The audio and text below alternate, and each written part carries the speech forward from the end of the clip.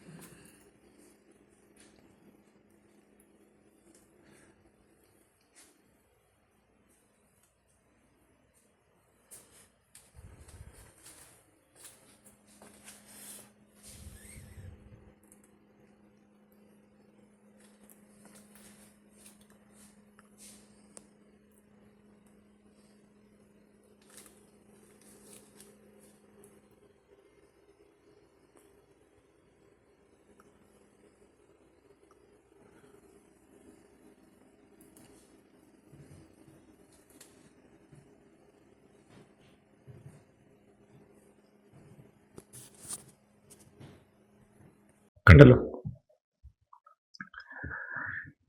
ഈ വീഡിയോ ഇവിടെ അമേരിക്കയിലെ പ്രത്യേകിച്ച് ന്യൂജേഴ്സിയിലെ ഒരു നമ്മുടെ മലയാളിയുടെ വീടിനകത്ത് ഉള്ള ഒരു ബാർ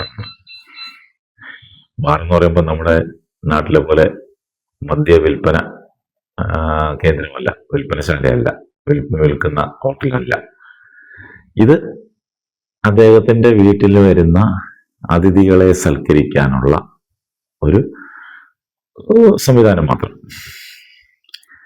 ലോകത്തെ വില കൂടിയ പല മദ്യത്തിന്റെയും കളക്ഷൻ ഇവിടെയുണ്ട്. ഇദ്ദേഹം ഈ ബാർ സെറ്റ് ചെയ്തിരിക്കുന്നത് അദ്ദേഹത്തിന്റെ വീട്ടിലെ അടിയിലത്തുള്ള അണ്ടർഗ്രൗണ്ടിലുള്ള മുറിയിലാണ്. സാധാരണ അമേരിക്കയിൽ വന്നിട്ടുള്ളവർക്ക് അറിയാം, അമേരിക്കയിലെ പല സ്റ്റേറ്റിലും, ന്യൂയോർക്കിലും, ന്യൂജേഴ്സിയിലും, ചിക്കാഗോയിലും, അറ്റ്ലാന്റയിലും ഒക്കെ തുടങ്ങിയ സംസ്ഥാനങ്ങളിലൊക്കെ വീട് മിനിമം ഒരു 2 നിലയോ 3 നിലയോ ആയിരിക്കും. ഒരു നില അടിയിൽ അണ്ടർഗ്രൗണ്ടിൽ ഒരു നില ഉറപ്പായിട്ടുണ്ടാവും. ആ അണ്ടർഗ്രൗണ്ടിലെ റൂമിനകത്തായിരിക്കും ഇതുപോലുള്ള ബാറ് സെറ്റ് ചെയ്തിരിക്കുന്നതും അതുപോലെ തന്നെ ജിംനേഷ്യം, ഹെൽത്തിന് വേണ്ടിയുള്ള, ഹെൽത്ത് മെയിൻറ്റെയിൻ ചെയ്യാനുള്ള ജിംനേഷ്യം, ചിലപ്പം ഒരു റിലാക്സ് ചെയ്യാനായിട്ട് ഒരു വലിയൊരു ഹോം തിയേറ്റർ, അങ്ങനെയൊക്കെയുള്ള സംവിധാനങ്ങളൊക്കെ ചിലപ്പോൾ സെറ്റ് ചെയ്യുന്നത് ഈ അണ്ടർഗ്രൗണ്ടിലുള്ള റൂമിലായിരിക്കും. അത് ഒരു മുറി ആയിരിക്കണമെന്നില്ല, 2-3 മുറികൾ കാണാം. കിച്ചൺ ഉണ്ടാവാം. അതുപോലെ തന്നെ ഇവിടെ ഈ തണുപ്പ് വരുമ്പോൾ വീട് ചൂടാക്കാനും ഹീറ്റിനും, അതുപോലെ തന്നെ അങ്ങനെയുള്ള ഹീറ്ററും, അതുപോലെയുള്ള ചൂട് കാലത്ത് തണുപ്പ് ആകാനുള്ള AC ഒക്കെ അതിൻ്റെ ഉള്ള സംവിധാനങ്ങളെല്ലാം വെച്ചിരിക്കുന്നത് ചിലപ്പോൾ ഈ മിക്ക വീട്ടിലും ഈ അണ്ടർഗ്രൗണ്ടിലാണ്. അതിന് ഒരു മുറി, അണ്ടർഗ്രൗണ്ടിൽ ഒരു മുറി അതിനു വേണ്ടി മാറ്റിവെക്കും.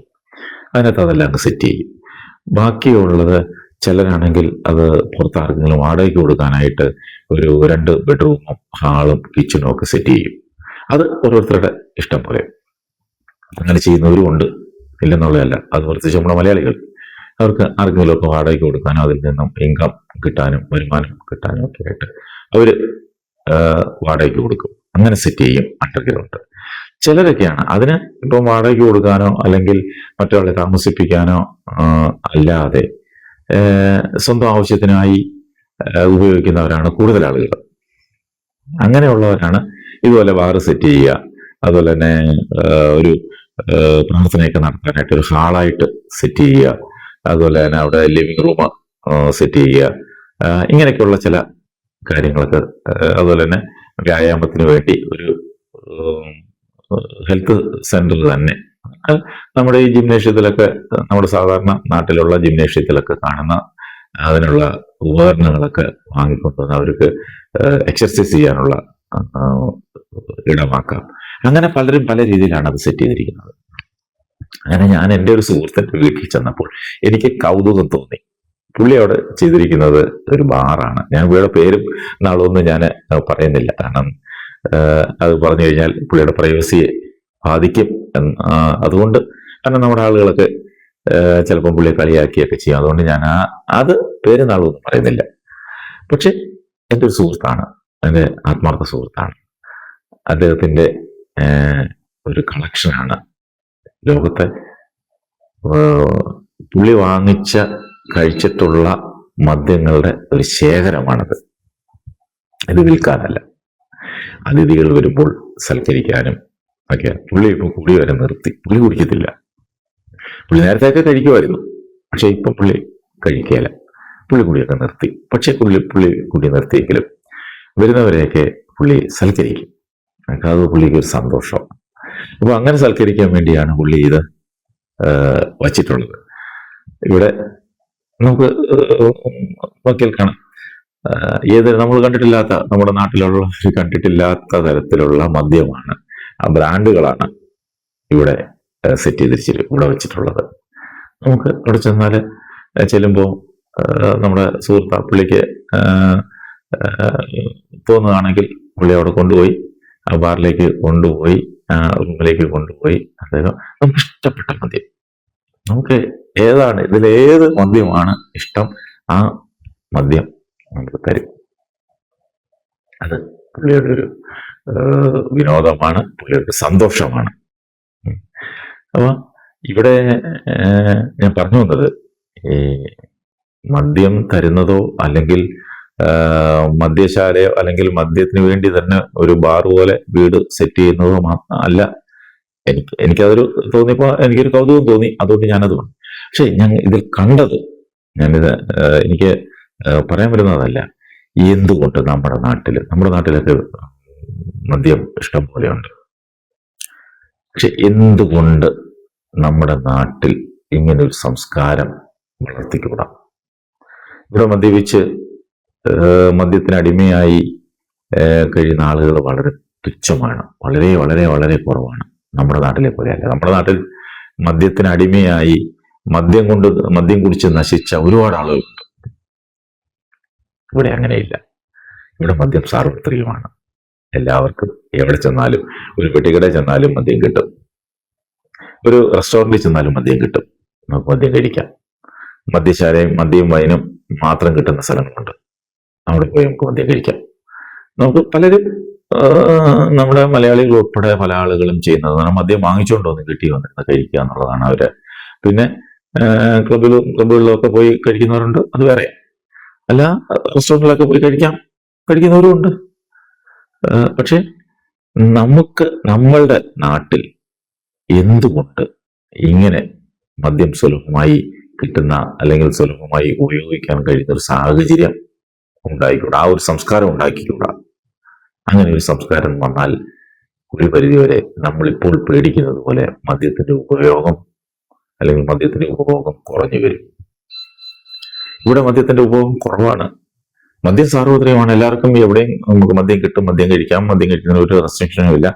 വീട്ടിൽ കൊണ്ടുപോയി കഴിക്കാം, പുറത്തുനിന്ന് കഴിക്കാം, എല്ലാം ചെയ്യാം. അതൊക്കെ ഇവിടെ സ്വാതന്ത്ര്യമുണ്ട് എന്ന് വിചാരിച്ച് മദ്യം കഴിച്ച് നശിച്ചവരുടെ എണ്ണം വളരെ തുച്ഛമാണ്. മദ്യവില്പന വളരെ കുറവാണ്. നമ്മുടെ നാട്ടിൽ മദ്യവില്പന കൂടുതലാണ്. മദ്യവില്പനയിലൂടെയാണ് നമ്മുടെ സർക്കാർ പോലും ഇന്ന് സർക്കാരിനെ താങ്ങി നിർത്തിയിരിക്കുന്നത് പോലും മദ്യത്തിൽ നിന്ന് കിട്ടുന്ന വരുമാനമാണ്. ഞാൻ ചോദിക്കുന്നത്, അതായിക്കോട്ടെ, മദ്യത്തിൽ നിന്ന് കിട്ടുന്ന വരുമാനം സർക്കാരിനെ താങ്ങി നിർത്തുന്നു, സർക്കാർ ഖജനാവിലേക്ക് അതിന്റെ ടാക്സ് ഇനത്തിൽ പൈസ വരുന്നു, പണം വരുന്നു, ധനം വരുന്നു, ഒക്കെ എല്ലാം ആയിക്കോട്ടെ, അതൊന്നും തർക്കമില്ല. പക്ഷേ ഈ മദ്യം വാങ്ങി അത് സ്വതന്ത്രമായി അതൊരു നമ്മുടെ ഒരു മനുഷ്യന്റെ അവകാശമായി എന്തുകൊണ്ട് അത് മാറിക്കൂടാ, ഒരു സംസ്കാരത്തിലേക്ക് വന്നുകൂടാ എന്നുള്ളതാണ് എൻ്റെ ചോദ്യം. അപ്പോൾ എപ്പോഴാണ് ഇപ്പൊ ഞാൻ മനസ്സിലാക്കിയിടത്തോളം തന്നെയല്ല, പലരുമായിട്ടും സംസാരിച്ചിടത്തോളം ഒക്കെ നമുക്ക് കിട്ടുന്നത് ഒരു റെസ്ട്രിക്ഷൻ, ഒരു നിയന്ത്രണം വരുത്തുമ്പോഴാണ് അതിന് കൂടുതലായിട്ട് അത് ഉപയോഗിക്കാനുള്ള ആഗ്രഹങ്ങൾ മനുഷ്യന് വരുന്നത്. ആ ഒരു നിയന്ത്രണം എടുത്തു മാറ്റി അത് സുലഭമാക്കിയാൽ, അത് സാർവത്രികമാക്കിയാൽ, ആർക്കും എപ്പോഴും അത് കെട്ടഴിച്ചു വിട്ട് അതിനെ സ്വതന്ത്രമാക്കിയാൽ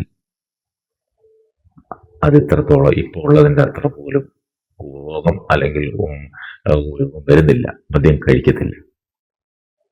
ഏത് സമയം മദ്യം കിട്ടും, എപ്പോൾ വേണമെങ്കിലും നമുക്ക് എടുത്ത് കഴിക്കാം എന്നുള്ളൊരു ചിന്ത നമ്മുടെ ബോധ മനസ്സിൽ അങ്ങനെ ഉണ്ടെങ്കിൽ നമ്മളത് മാറ്റിവെക്കും, കഴിക്കില്ല.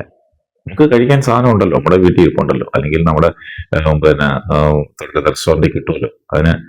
അത് അങ്ങനെ ഒരു ചിന്ത നമ്മുടെ മനസ്സിൽ വന്നു കഴിഞ്ഞാൽ നമുക്ക് കുറെ മദ്യം ഉപയോഗിക്കാനുള്ള ഒരു ടെൻഡൻസി കുറയുമെന്നുള്ളതാണ് പലരും പങ്കുവച്ചത്.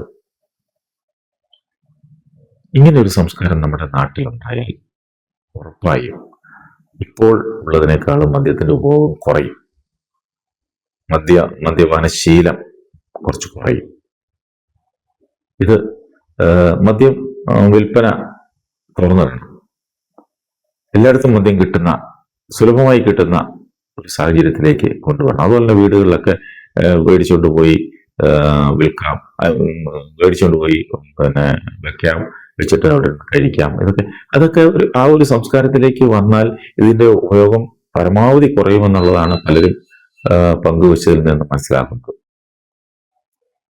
ഞാനിതൊരു മറ്റു രീതിയിൽ പറഞ്ഞതായി കണക്കാക്കുന്നു. മദ്യത്തെ പ്രോത്സാഹിപ്പിച്ചല്ല, ഒരിക്കലും മദ്യം കുടിക്കുന്നത് പ്രോത്സാഹിപ്പിച്ച് പറഞ്ഞതല്ല, അങ്ങനെ ധരിക്കരുത്. മദ്യത്തിന്റെ ഉപയോഗം എങ്ങനെ കുറയ്ക്കാം എന്നുള്ളതിന് നമുക്ക് ചിന്തിക്കേണ്ട ഒരു വിഷയമായി ഇതിനെ കാണണം. ഒരു കൗതുകം കൊണ്ട് ഞാൻ എൻ്റെ സുഹൃത്തിൻ്റെ വീട്ടിൽ ചെന്നപ്പോൾ കണ്ട ഒരു കൗതുകം, അത് ഞാൻ പങ്കുവച്ചു എന്നുള്ളത് മാത്രം.